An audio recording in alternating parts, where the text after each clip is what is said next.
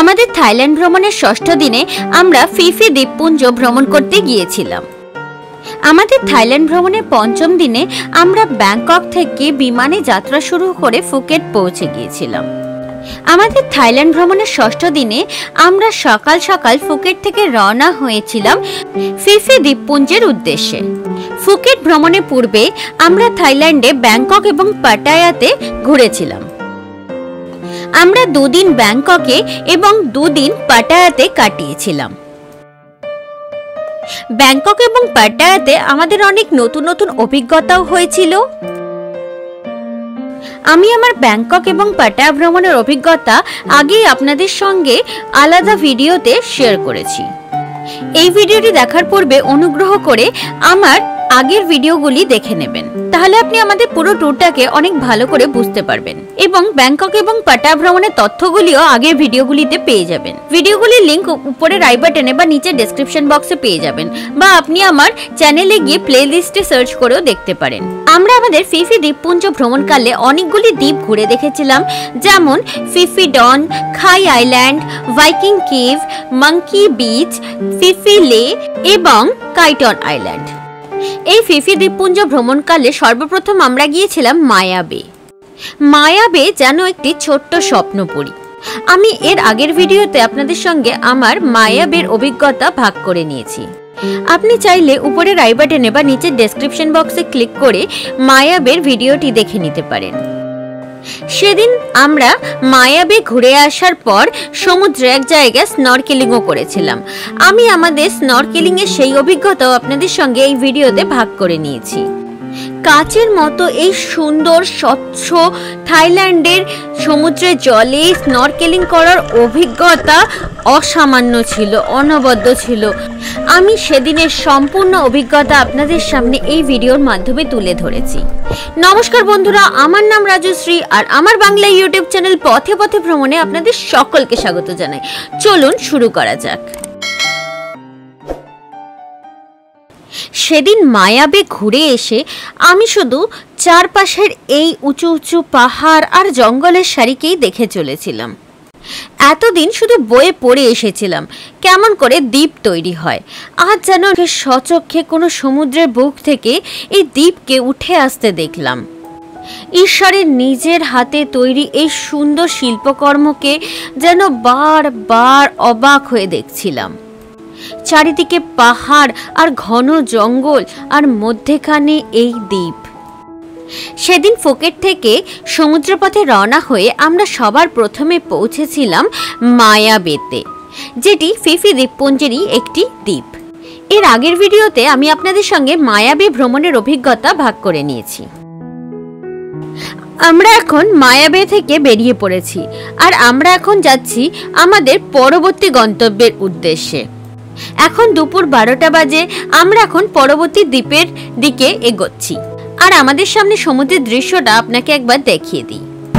মায়া বে দেখার পরে আমরা আবার সমুদ্রপথে রওনা হয়ে গিয়েছিলাম আর আমরা আমাদের পরবর্তী গন্তব্যের দিকে এগোচ্ছিলাম। এখানে সমস্ত দ্বীপগুলি তো ভীষণ সুন্দর ছিলই, আমরা সমুদ্রপথের এই যাত্রাকেও ভীষণ উপভোগ করছিলাম। এরপরে আমরা পৌঁছে গেলাম আমাদের পরবর্তী গন্তব্যে। এখানে সমুদ্রের মধ্যে এক জায়গায় পাহাড়ের সামনে আমাদেরকে ওনারা লাইফ জ্যাকেট পরিয়ে জলে নামিয়ে দিলেন, এখানে সাঁতার কাটার জন্য, স্নান করার জন্য, একটু প্রকৃতিকে প্রাণ খুলে উপভোগ করার জন্য। সত্যি এখানে জলে নেমে যেন সমস্ত ক্লান্তি দূর হয়ে গিয়েছিল। এটি ফিফি লের শেষ অংশ। এখান থেকে আমাদের ফিফি লের যাত্রা সম্পূর্ণ হবে এবং ফিফি ডনের যাত্রা শুরু হবে।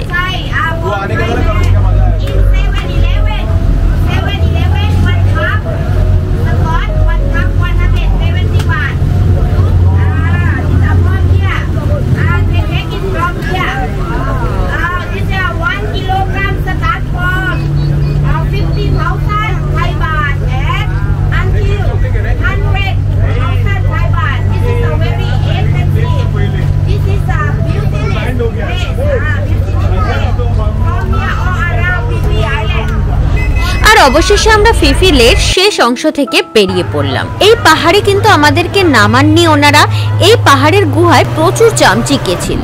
আমাদের এই ফিফি দ্বীপপুঞ্জ ভ্রমণে কোনো কোনো জায়গা এরকমও ছিল যেখানে আমাদের গাইড আমাদের নামতে দিচ্ছিলেন না, শুধু নৌকা থেকে জায়গাটা বা দ্বীপটাকে দেখিয়ে দিচ্ছিলেন। আবার আমরা এই সুন্দর সমুদ্রপথে চলতে শুরু করলাম। এবার আমরা পৌঁছে গেছি ফিফি ডন দ্বীপে। আর ফিফি ডন দ্বীপে আমরা দেখতে পাবো প্রচুর বাদর। এখানেও আমরা নামবো না, শুধু নৌকা থেকেই দেখবো।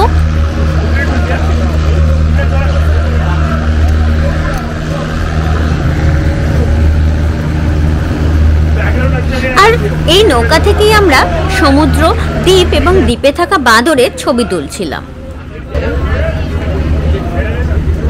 এই ফিফি ডন আইল্যান্ডে দেখুন কত বাঁদর রয়েছে। এই দ্বীপে কিন্তু সত্যি প্রচুর বাঁদর ছিল। এখন আমরা ফিফি ডন দ্বীপে এসেছি। এই দ্বীপে এখন ওনারা আমাদের স্নরকেলিং করাবেন। এখানে কিন্তু স্কুবা ডাইভও হচ্ছে, আর স্কুবা ডাইভ করার জন্য আপনাকে 1500 ভাট এক্সট্রা দিতে হবে। কিন্তু স্নরকেলিং আমরা যে প্যাকেজ বুক করেছি তার অন্তর্গত। এখন ওনারা আলাদা করে টাকা দিয়ে যারা স্কুবা ডাইভ করবে তাদেরকে আলাদা নৌকায় উঠিয়ে দিচ্ছেন। এরপরে আমাদেরকে ওনারা নিয়ে যাবেন স্নরকেলিং করানোর জন্য। এখানে স্নরকেলিং করার জন্য ওনারা জুতো কিনতে বলছিলেন, আমরা জুতো কিনে নিয়েছি। এখানে জলে প্রচুর সি অর্চিন আছে, তাই জুতো না নিলে পায়ে কাঁটা লেগে যেতে পারে। আর এই দেখুন, এটা হলো আমাদের জুতো, আমরা এই জুতোটা কিনেছি। এটা পরেই কিন্তু আমাদেরকে স্নরকেলিং করতে হবে। আর এই জুতোটার দাম আমাদের থেকে নিয়েছে 300 ভাট, ভারতীয় টাকায় কনভার্ট করলে 600 টাকার থেকে একটু বেশি। ফিফি দ্বীপের জলে কিন্তু প্রচুর সি অর্চিন। এখন আমরা নৌকাতেই অপেক্ষা করছি, আর এরপরে যাব স্নরকেলিং করতে। আমরা এখন যে জায়গাটা দাঁড়িয়ে আছি সেটা ফিফি ডন দ্বীপের একটা অন্য অংশ। এই জায়গা কিন্তু আমাদের প্যাকেজের মধ্যে ইনক্লুডেড ছিল না, কিন্তু যারা এক্সট্রা টাকা দিয়ে স্কুবা ডাইভ করতে ইচ্ছুক তাদেরকে স্কুবা ডাইভের জন্য ছাড়ার জন্যই এই ফিফি ডন দ্বীপের এই অংশে ওনারা নিয়ে এসেছিলেন আমাদের। এবার আমাদের ওনারা নিয়ে যাচ্ছেন স্নরকেলিং করানোর জন্য। কিন্তু আমরা এখানে কেউই নৌকা থেকে নামিনি, আমরা নৌকাতেই বসেছিলাম। এখন ওনারা আমাদেরকে স্নরকেলিং করার জন্য এগুলি দিচ্ছিলেন। অবশেষে আমারটিও হাতে পেলাম। ওনারা আমাদের এইটা দিয়ে গেছেন স্নরকেলিং করার জন্য। এই স্নরকেলিং এর ইনস্ট্রুমেন্টের জন্য আমাদেরকে কিন্তু কোনো আলাদা করে টাকা পে করতে হয়নি, শুধু এর নজলটা আমরা কিনেছিলাম। শুধুই সকলের ব্যবহার করা নজলটা আমরা ব্যবহার করব না তাই। আপনার যদি অন্যের ব্যবহার করা নজল ব্যবহার করতে কোনো অসুবিধা না হয় তাহলে আপনি নাও কিনতে পারেন। কিন্তু সত্যি এখানকার জলে কিন্তু প্রচুর পরিমাণে সি অর্চিন ছিল। আমরা যতজন স্নরকেলিং করতে নেমেছিলাম প্রায় সকলেরই প্রায় কম বেশি এই সি অর্চিন লেগে গিয়েছিল। অবশেষে আমরা স্নরকেলিং করতে নেমে তো গেছিলাম, কিন্তু সত্যি কথা বলতে আমার কোনো ধারণা ছিল না স্নরকেলিং কেমন করে করে, কারণ এটা আমার জীবনের প্রথম স্নরকেলিং ছিল। এর আগে আমি কখনো স্নরকেলিং করিনি। আপনি জলের মধ্যে নিচে যে এই ছোট ছোট কাঁটার মতন দেখছেন না, ওগুলি হলো ওই সি অর্চিন। এগুলোই পায়ে আটকে যায়, আর এগুলির কাঁটা যদি পায়ে লেগে যায় পায়ে কিন্তু অনেক দিন অবধি ব্যথা থাকে। এটি সমুদ্রের মধ্যেখানের একটি জায়গা ছিল, যার সামনে পেছনে সব দিকেই প্রচুর পাহাড় ছিল, আর যার ফলে পাহাড়ে ধাক্কা লেগে এখানে প্রচুর ঢেউ তৈরি হচ্ছিল। আমার এখানে জলে নেমে কিন্তু প্রচণ্ড ভয় লাগছিল, কারণ জলের ঢেউয়ের জন্য আমরা এক জায়গায় স্থির হয়ে থাকতেই পারছিলাম না, বারবার এদিক ওদিক চলে যাচ্ছিলাম। আমরা জলের নিচে এক জায়গায় স্থির হয়ে যখনই নিচের দিকে দেখার চেষ্টা করছিলাম আর মাথা উঠিয়ে উপরে যখন দেখছিলাম অন্য একটা জায়গায় পৌঁছে গেছি। এখানে সমুদ্রের ঢেউ ক্রমাগত আমাদেরকে ভাসিয়ে ভাসিয়ে দূরে নিয়ে চলে যাচ্ছিল। আর এখানে কিন্তু আমাদের সঙ্গে কোনো গাইড জলে নামেননি আমাদেরকে সাহায্য করার জন্য, তাই প্রচণ্ড ভয় লাগছিল। কিন্তু এখানে সমুদ্রের নিচের অংশটা ভীষণই সুন্দর ছিল। এখানকার জলে প্রচুর সুন্দর সুন্দর মাছ ছিল, কোরাল ছিল, কিন্তু আমার ক্যামেরায় আমি অতটা রেকর্ড করতে পারিনি, কারণ আমি জলের মধ্যে স্থির থাকতেই পারছিলাম না। কিন্তু সত্যি এখানে জলের নিচটা ভীষণই সুন্দর ছিল। কিন্তু সেদিন আমরা জুতোটা পরে জলে নামিনি, ফলত আমার পায়ে তো কিছু হয়নি, কিন্তু আমার হাজবেন্ডের পায়ে এই সি অর্চিন লেগে গিয়েছিল। আর ওর কিন্তু পায়ের ওই জায়গায় বেশ অনেক দিন অবধি ব্যথা ছিল। তবে আপনি যদি এখানে স্নরকেলিং করতে নামেন তাহলে অবশ্যই জুতোটা পরে নামবেন, কারণ সত্যি এখানে পায়ে সি অর্চিনগুলো লেগে যায়। আর দেখুন, একজন ট্যুরিস্ট একদম জলের নিচে চলে গেছে কোরাল ধরার জন্য।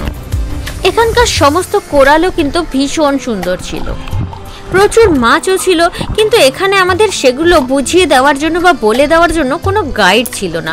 এই একটাই সমস্যা ছিল এখানে। আমাদের সঙ্গে একজন ট্যুরিস্ট ছিলেন, ওনার পায়ে এত পরিমাণে এই সি অর্চিন লেগে গিয়েছিল যে ওনার পুরো পাটাই কালো হয়ে গিয়েছিল। ওনার পায়ে প্রচণ্ড ব্যথা হচ্ছিল, এমনকি উনি হাঁটতেও পারছিলেন না। এই জায়গার পর থেকে উনি শুধু নিজের পা ধরে নৌকাতেই বসেছিলেন। এই জায়গাটা তো ভীষণই সুন্দর, অদ্ভুত সুন্দর, কিন্তু আপনাকেও একটু সাবধান থাকতে হবে। এখন আমি খাবারটা নিয়ে নেব, চলুন দেখি খাবারে কি কি আছে। আর অবশেষে আমরা চলে এসেছিলাম লাঞ্চ করার জায়গায়। আর প্রথমে এখানে আছে ভাত, প্লেন সাদা ভাত। থাইল্যান্ডের ভাত কিন্তু হয় স্টিকি রাইস। এই লাঞ্চও কিন্তু আমাদের প্যাকেজে ইনক্লুডেড ছিল। এখানে লাঞ্চ কিন্তু বুফে সিস্টেমে ছিল, আর এখানে প্রচুর রকমের আইটেম ছিল। আপনার যে যে আইটেম ইচ্ছা সেগুলি যত ইচ্ছা পরিমাণে নিয়ে আপনি খেতে পারেন। এখানে ইন্ডিয়ান, আমেরিকান, ইউরোপিয়ান, আফ্রিকান, থাই সমস্ত রকমের খাবার ছিল। শেষে এটা লাল রঙের নিলাম, ওটা সস। আর এখন নিচ্ছি চিকেন কারি, আর এটা ফ্রাইড চিকেন।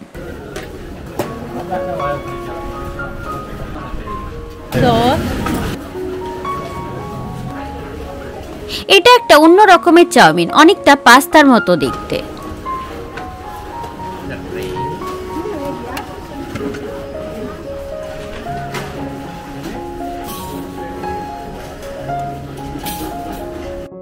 এটি হলো বাদামের গুঁড়ো। ওনারা এরকম পাস্তার মতন এই যে চাউমিনটা, এর উপরে বাদামের গুঁড়ো ছড়িয়ে দেন। আমিও ঠিক ওনাদের স্টাইলে খাবারটা নিলাম। আমি এখন স্যালাড নেওয়ার জন্য আরেকটি প্লেট নিয়ে নেব।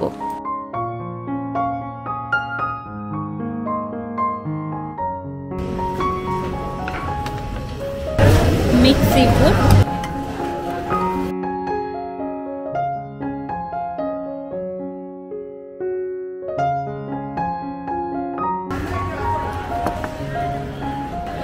how is the food? Okay. প্রথমে আমি চাউমিন খেয়ে নেব।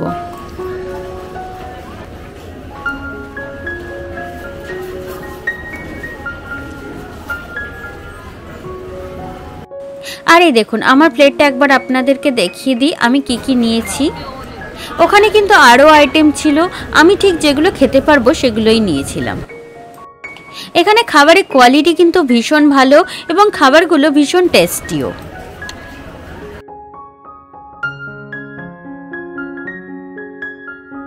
এখানে কিন্তু ভেজ এবং নন ভেজ দুটো অপশানই আছে। নন ভেজে শুধুমাত্র চিকেন এবং সি ফুড আছে, বিফ এবং পর্ক কিন্তু নেই।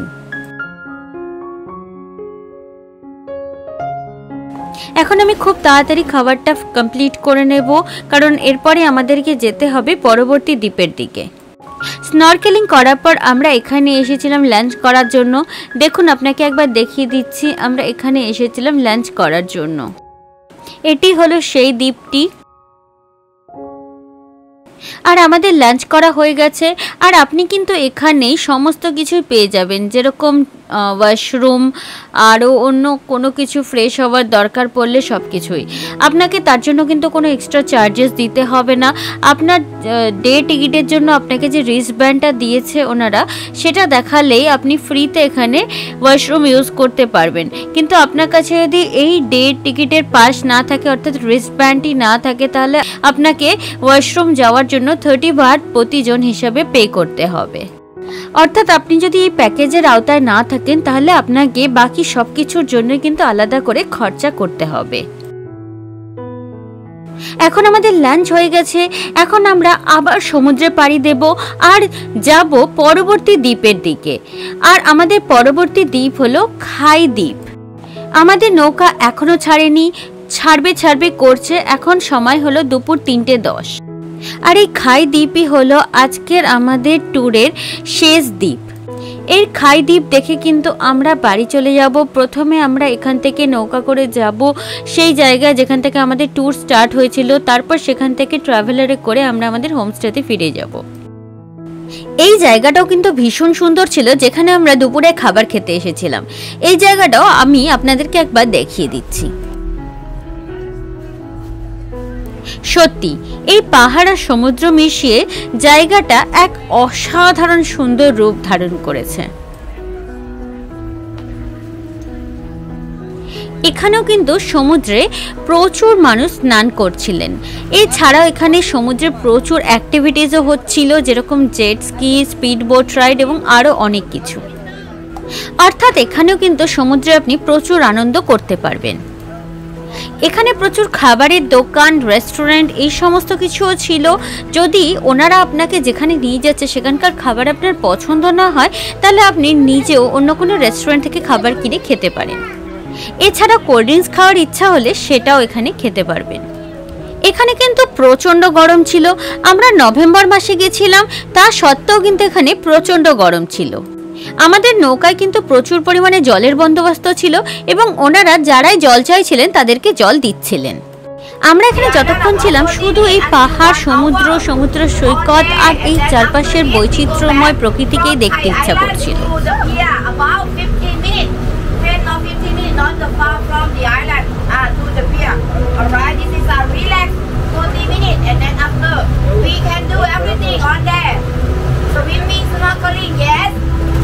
Drinking, yes, bar also, vodka, whiskey, everything. And then one more activity, jet ski. If you wanna try or do, it's okay, add there. আর এখন আমরা যাচ্ছি খাই দ্বীপের দিকে। আর এই খাই দ্বীপই হলো আমাদের আজকের ভ্রমণের শেষ দ্বীপ। আমাদের গাইড আমাদের বলছিলেন যে খাই দ্বীপ ঘুরে দেখার জন্য ওনারা আমাদেরকে 40 মিনিট সময় দেবেন। আর উনি আমাদের এটাও বলছিলেন যে খাই দ্বীপেও কিন্তু আপনি সমস্ত রকম অ্যাক্টিভিটিস অর্থাৎ অ্যাডভেঞ্চার করতে পারবেন। হ্যালো ফ্রেন্ডস, এখন আমরা খাই দ্বীপে পৌঁছে গেছি।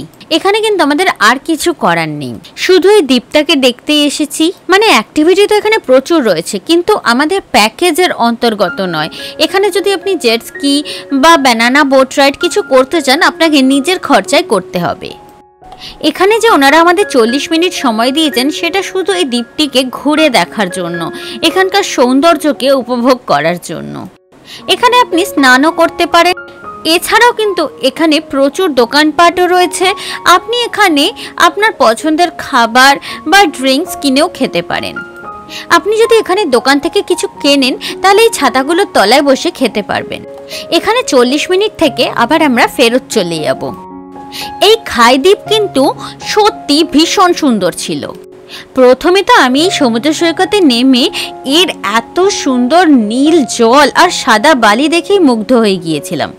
পরে দেখতে পেলাম দূরে একটা পাহাড়ও রয়েছে। আর কি, চললাম পাহাড়ের দিকে। অল্প একটু পাহাড়ে হেঁটে উঠেও ছিলাম, পুরোটা যদিও পারিনি, তবে বেশ ভালো লেগেছিল। এই খাই দ্বীপের বালি কিন্তু একদম ধবধবে সাদা রঙের ছিল। আর এখানকার বালিতে কিন্তু প্রচুর মৃত কোরালের অংশবিশেষও পাওয়া যাচ্ছিল।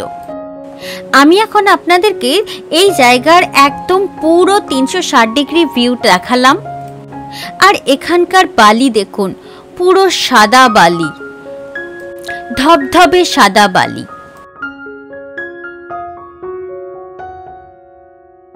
আর এখান থেকে আমি প্রচুর শামুকের খোল, শঙ্খ, কোরালের অংশবিশেষ নিয়ে এসেছিলাম। এখানেও কিন্তু প্রচুর খাবার দাবার পাওয়া যাচ্ছিল।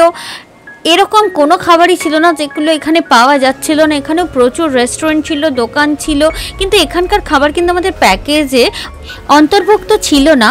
আর আমাদের খিদেও পায়নি, কারণ কিছুক্ষণ আগেই আমরা দুপুরের খাবার খেয়ে এসেছিলাম। এখানেও কিন্তু প্রচুর মানুষ স্নরকেলিং করছিলেন, জেট স্কি করছিলেন, সমুদ্রে স্নান করছিলেন। আপনারাও চাইলে করতে পারেন। আমাদের এখন ফিফি আইল্যান্ডে পুরো ভ্রমণ সম্পূর্ণ হয়েছে। এখন আমি আপনাদেরকে পুরো ফিফি আইল্যান্ড ভ্রমণের সম্পূর্ণ তথ্য সংক্ষেপে একবার দিয়ে দিতে চাই। সেদিন সকাল সকাল ফুকেট থেকে বেরিয়ে সর্বপ্রথম আমরা পৌঁছে গিয়েছিলাম মায়া বে, যেটি ফিফি লে দ্বীপে ছিল। মায়াবী দেখার পর ওনারা আমাদেরকে একটা জায়গায় নিয়ে গেলেন, সেখানে সমুদ্রের মধ্যে লাইফ জ্যাকেট পরে সকলকে স্নান করার অপশন দিয়েছিলেন। আমাদের ওই জায়গাটা ভীষণ ভালো লেগেছিল। ওখানে আমরা মুক্তভাবে সমুদ্রের মধ্যে লাইফ জ্যাকেট পরে সাঁতার কাটছিলাম, চারিদিকে পাহাড় ছিল এবং প্রকৃতির আনন্দ নিচ্ছিলাম। এখানে আমাদের ফিফি লে ভ্রমণ সম্পন্ন হলো এবং এরপরে আমরা চলে গিয়েছিলাম ভাইকিং কেভ। এখানে আমরা জলে নামিনি, নৌকা থেকে দেখেছিলাম এখানে প্রচুর বাদুড় ছিল। দেখুন, দূর থেকে আমি আপনাদেরকে যে পাহাড়টা দেখিয়েছিলাম না, আমি এখন এই পাহাড়টার কিছুটা উপরে উঠে পড়েছি। পুরোটা উঠতে পারিনি, তবে কিছুটা উঠেছি এবং এখানে উপর থেকে সমুদ্রটা দেখতে কিন্তু ভীষণ ভালো লাগছে।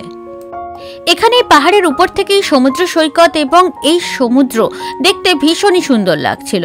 আমি দেখুন বেশ কিছুটা উঠতে পেরেছি পাহাড়ে, পুরোটা উঠতে পারিনি, কিন্তু এখান থেকে পাহাড়টাকে খুব কাছ থেকে দেখতে পাচ্ছি আর সমুদ্রটা দেখতে ভীষণ সুন্দর লাগছে। ভাইকিং কেভ দেখার পর আমরা চলে গিয়েছিলাম মাঙ্কি বিচ।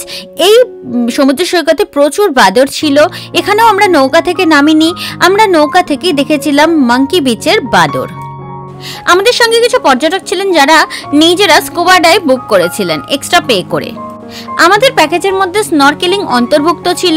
আমাদেরকে স্নরকেলিংয়ে নিয়ে যাওয়ার আগে যারা স্কুবা ডাইভের জন্য বুক করেছিলেন তাদেরকে ফিফি ডন দ্বীপের এক জায়গায় নামিয়ে দিলেন।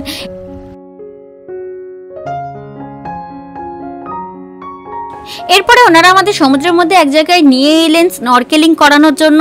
জায়গাটা ভীষণই সুন্দর ছিল, চারিদিকে পাহাড় আর সমুদ্রের মধ্যে আমরা স্নরকেলিং করছিলাম আর জলে প্রচুর কোরাল এবং মাছ ছিল। এখানে স্নরকেলিং করতে আমাদের ভীষণই ভালো লেগেছিল। এরপরে আমরা আরেকটি দ্বীপে যাই আমাদের দুপুরের খাবার খাওয়ার জন্য। দুপুরের খাবার খাওয়ার পর আমরা গেছিলাম ফিফি ডন দ্বীপে এবং সর্বশেষে এখন আমরা এসেছি খাই দ্বীপে। এখন আমি কিছুটা এই পাহাড়ে ওঠার চেষ্টা করব, দেখি কতটা উঠতে পারি। চলুন এই পাহাড়ে ওঠার একটু চেষ্টা করি। আর এই ছিল আজকের আমাদের সম্পূর্ণ ভ্রমণ। এই খাই দ্বীপের একদম শেষ প্রান্তে একটা ছোট্ট পাহাড় আছে। আমি এই পাহাড়টাতে ওঠার চেষ্টা করছি, যদিও এখানে কোনো গাইড নেই। দেখি যদি অল্প একটু উঠতে পারি তাহলেও ওই উপর থেকে নিচে সমুদ্র এবং এই সমুদ্র সৈকত দেখতে কিন্তু ভীষণ সুন্দর লাগবে। পাহাড়ের উপর থেকে সমুদ্র দেখার লোভটা সামলাতে না পেরে পাহাড়ে উঠতে শুরু করলাম। এখন আমি আপনাদেরকে এই ফিফি দ্বীপসমূহ ঘোরার খরচটাও বলে দিচ্ছি। আমাদের এই ফিফি দ্বীপ ঘোরার জন্য 1350 ভাট প্রতি জন হিসাবে খরচ পড়েছিল, যেটি ভারতীয় মুদ্রায় মোটামুটি 2970 টাকা হয়। অর্থাৎ মোটামুটি আমাদের জন প্রতি 3000 টাকা করে খরচা পড়েছিল। পাহাড়ের উপরে বেশ অনেকটা উঠেছি, হয়তো আর উঠতে পারবো না। এখান থেকে আমি আপনাদেরকে নিচের পুরো দৃশ্যটা দেখিয়ে দিচ্ছি। এই ফিফি দ্বীপ ভ্রমণে কিন্তু আমাদের আর কোনো খরচা হয়নি, শুধু আমরা 300 ভাট দিয়ে জুতো কিনেছিলাম স্নরকেলিং এর জন্য। আর স্নরকেলিং এর নজলটাও আমরা নিজেরাই কিনেছিলাম, কিন্তু ওটার দাম খুব বেশি ছিল না। আর সত্যি কথা বলতে আমি পাহাড়ে খুব অল্পই একটু উঠতে পেরেছিলাম, কিন্তু এই পাহাড়ের উপর থেকে সমুদ্র এবং সমুদ্র সৈকত দেখতে অসাধারণ সুন্দর লাগছিল। সমুদ্রের রূপ যেন আরো অনেক গুণ বেড়ে গেছিল। তবে আমি এখানে একটা কথা বলতে চাই, এই সমস্ত দ্বীপগুলির কিন্তু আমাদের আন্দামানের সঙ্গে অনেক মিল রয়েছে। বিশেষত এই খাই দ্বীপটির সঙ্গে তো আমাদের আন্দামানের দ্বীপগুলির প্রচুর মিল রয়েছে। দেখুন এখানে সমুদ্র সৈকতে বালির মধ্যে এরকম কত ছোট ছোট প্রবালের টুকরো পড়ে রয়েছে। এগুলো কিন্তু পায়ে লাগে, ভীষণ লাগে কিন্তু পায়ে এগুলো লাগলে পরে। দেখুন এখানে আরেকটি এরকম বড় প্রবালের টুকরো, এগুলো কিন্তু মৃত কোরালের টুকরো বা মৃত কোরালের অংশ। এগুলো কিন্তু বেশ খোঁচা খোঁচার, পায়ে ভীষণ লেগে যায়। এই খাই দ্বীপে আমরা সেই সমস্ত কোরালগুলিকে দেখতে পাচ্ছিলাম যেগুলি আমরা একসময় আন্দামানে দেখেছিলাম। একই কোরাল বলতে আমি কোরালের আকারের কথা বলছি, কোরালগুলি একই রকম দেখতে।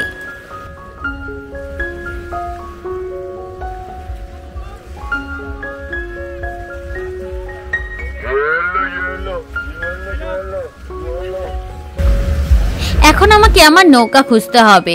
কোথায় যে আমার নৌকা আছে কে জানে। আমার নৌকার নাম্বার হলো 99। দেখি খুঁজে কোথায় দাঁড়িয়ে আছে। এখানে এত নৌকা দাঁড়িয়ে ছিল যে আমাদের নৌকা খুঁজে পেতে ভীষণ অসুবিধা হচ্ছিল। আজ আমাদের সম্পূর্ণ ভ্রমণে আমরা অনেক দ্বীপ দেখলাম, কিন্তু এই সমস্ত দ্বীপের মধ্যে আমার সবচেয়ে ভালো লেগেছিল মায়াবী। অবশেষে খুঁজে পেয়ে গেছি আমাদের বোট। অবশেষে চলে এলো সেই বেদনাময় সময়, ফিরে যাওয়ার পালা। এখন আমরা নৌকায় উঠে পড়েছি। খাই আইল্যান্ড থেকে আমরা এখন ফিরব। From here to Adamia. 10 minutes only.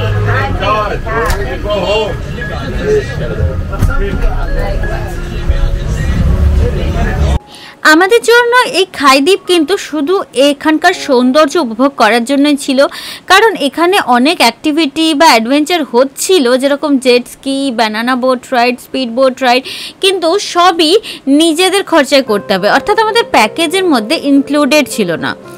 আমরা যদিও এখানে আর কিছুই করিনি, শুধু এখানে সমুদ্র সৈকতে ঘুরে বেরিয়েছি, কিন্তু এই সমুদ্র সৈকতের সৌন্দর্য কিন্তু অসাধারণ ছিল।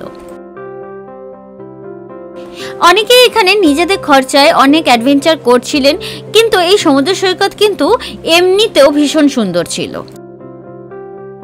এখানকার সমুদ্র সৈকতে প্রচুর কোরাল ছিল, যেমন আমরা আন্দামানে দেখেছিলাম সেরকম। এখন দেখছি ফেরার সময় ওনারা নৌকার মধ্যে বসে ফল কাটছেন এবং এখন সকলকে ফল বিতরণ করছেন। ফলের মধ্যে আছে আনারস আর তরমুজ। দেখুন ফলগুলিকে ওনারা কি সুন্দরভাবে কেটেছেন, আমার তো দেখেই ভীষণ ভালো লাগছে। এই ফলও কিন্তু আমাদের প্যাকেজের অন্তর্ভুক্ত। আর এখন ওনারা আমাদেরকে আরেকটি দ্বীপে নিয়ে যাবেন এবং ওখানে আমরা 10 মিনিট ঘুরতে পারবো। তারপরে আমরা ফিরে যাব আমরা যেখান থেকে আমাদের যাত্রা শুরু করেছিলাম সেখানে। এখানকার ফল কিন্তু ভীষণ সুন্দর খেতে হয়। থাইল্যান্ডের তরমুজ, আনারস খেতে ভীষণ ভালো। দেখি এগুলো কেমন খেতে।